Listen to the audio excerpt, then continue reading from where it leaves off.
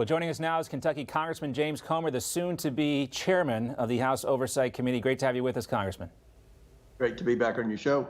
Well, we were talking about Elon Musk, and he says that he has some evidence that's going to shine some light on Twitter's suppression or censorship of the Hunter Biden story. I just wanted to ask you and start there about Elon Musk, and how interested are you and how interested are your investigators in this information? We're very interested. In fact, we sent Twitter a letter long before Elon Musk took it over, asking them to preserve documents that were any correspondence between the Biden White House, the FBI, the Democrat National Committee, and Twitter with respect to suppressing the Hunter Biden laptop story or any other conservative stories for that matter. So what we have now with Elon Musk, I believe, is a willing partner who wants to set the record straight, and he wants to right a wrong.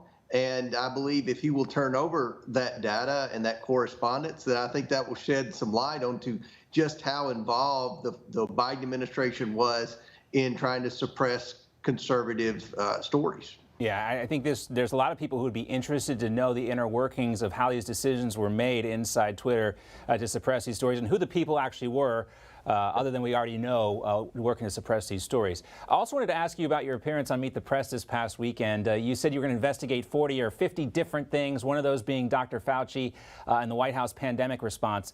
Can you share any details with us about that probe? Yeah, we've been working on this for a long time in the minority.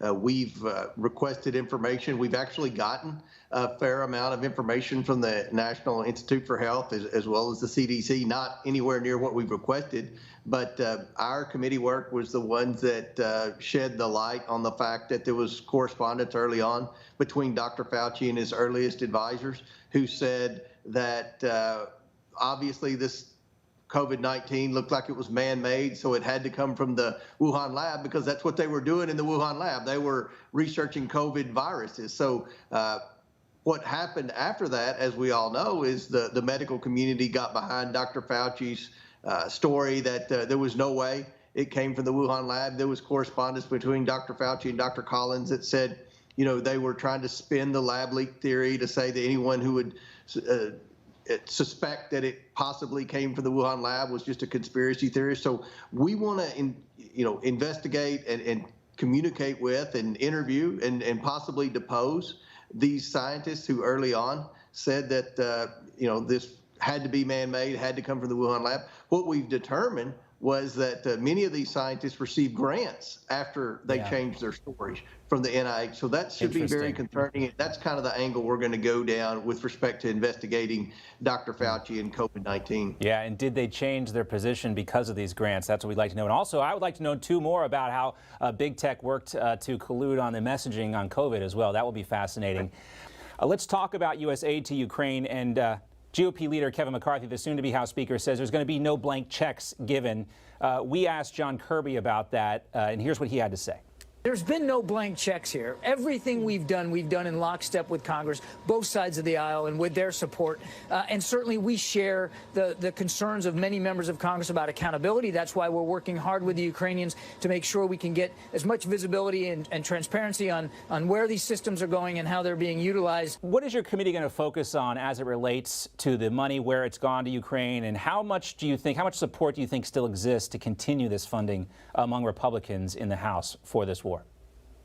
Well, first of all, there has been no transparency with where the Ukraine foreign aid has gone. Just because the administration says, well, we gave them $40 billion, $30 billion went for arms, and $10 billion went to humanitarian relief. If they think that's being transparent, then they don't realize how this new Republican majority is going to be. I mean, we're going to try to be serious about getting the backs of the American taxpayers. We want to know exactly what arms were purchased from who.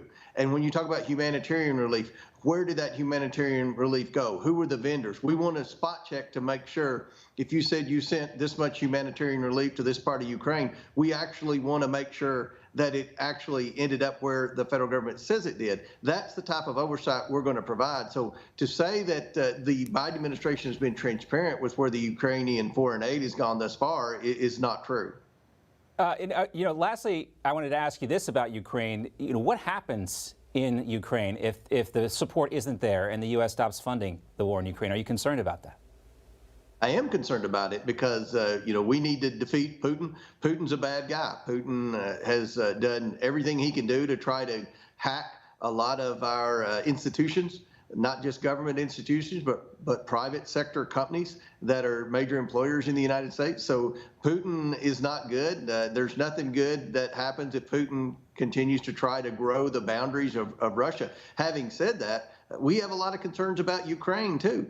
And I can tell you in this Joe Biden investigation that we've been conducting for quite some time on the House Oversight Committee, I have a lot of questions about what's going on in Ukraine with respect to foreign aid, with respect to decisions and orders that the Ukrainian government may have been given in the Obama-Biden administration, and how this benefited Hunter Biden and could possibly have benefited Joe Biden. So there are a lot of questions with Ukraine. I don't think that the Ukrainian the government can honestly think that Republicans are going to continue to give them a blank check like the Biden administration is. At the very least, they're going to be transparent with where the dollars are going. And we have some questions about, the stability of the government and to make sure that, this is not a corrupt government, because the book on Ukraine has always been that there's been a higher than average amount of corruption within that government over the past. Yeah, like every other country in the world, there are good actors and there are bad actors in Ukraine, and the American taxpayer deserves to know and that their money is going to the right places. Lastly, give us the inside scoop on what's going on with Kevin McCarthy. We think he's going to be the House Speaker. Does he have the votes? I think McCarthy will be the House Speaker. No one else has emerged. I mean, we had an election and he won by nearly 200 votes. Traditionally, after you have an election, then the whole Republican conference comes together on January the 3rd on the first day, and we elect that person the next speaker. So I'm hopeful that happens. I've listened to my colleagues, and I know we have a few who are on my committee that continue to say they're holding out and not going to support Kevin McCarthy. My concern is there's no other candidate, and I don't want to see a handful of moderate Republicans team up with Democrats to elect some kind of Elizabeth Cheney type Speaker of the House. So I think our best option is Kevin McCarthy, and hopefully everybody will come together on January 3rd and give Kevin McCarthy a chance to be Speaker of the House. All right, Congressman James Comer, great to see you as always. Thank you. Thanks for having me on.